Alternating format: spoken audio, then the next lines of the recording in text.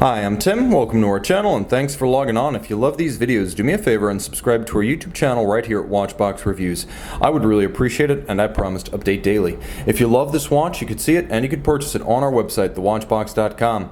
Today, we are discussing the legendary Lange One from A Lange Sohne. This was one of the original 1994 launch models for the revived A Lange Sohne brand. The reference to see right here is 101.031, 38.5 millimeters in red gold, with a black galvanized solid sterling silver dial on my 16 centimeter circumference wrist. This watch, which was really the first of the pillar models, ultimately joined by the Zeitwerk and the Datograph, it's an easy watch to wear, no doubt.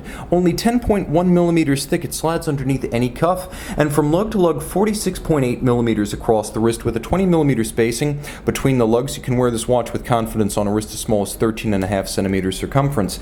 The factory strap is in good condition, as you can see. It is a new Lange factory strap. It has never been worn. There is no crimping, there is no staining, there is no gouging, and we roll over to the buckle, and you can see even this element has been engineered handsomely, constructed externally with probably more gold than necessary.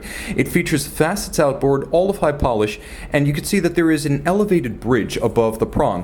Why elevated? So that the strap sits inside the buckle rather than stacking up underneath it. There's also a little restraining bar inside, so if you're like me and you have a small wrist and you're likely to use the smallest hole or even punch a smaller one, sometimes fitting the watch to the tightest hole can result in an inextricable timepiece. Well, that little retaining bar prevents the watch from getting pinned, as it were, on the pin, so you can easily remove the watch even if you have it cranked tight on your wrist. Simple case, the Lange signature lugs nicely broken out from the main profile of the rose gold and high polish, and you can see they have their own individual sculptural form, giving the watch a little bit of an antiquated early 20th century appearance, almost as though it were a pocket watch that had been retroactively turned into a wristwatch.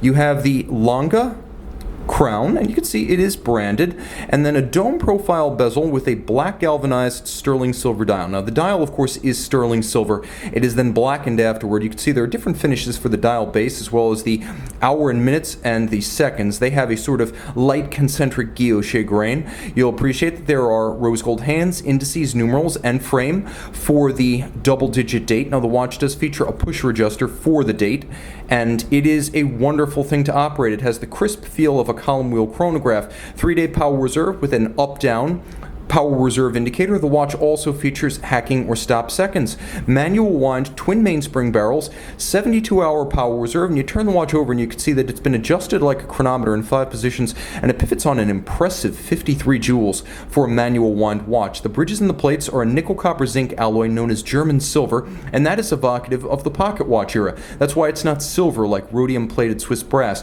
Other elements designed to evoke the pocket watch era include a half bridge that has been freehand engraved. You can just see the engraving underneath the black polished swan's neck regulator. No two exactly alike. There is mirrored anglage on the edge of every axis panel within the 3/4 bridge, as well as the edge of the bridge, the half bridge for the escape wheel, and the half bridge for the balance.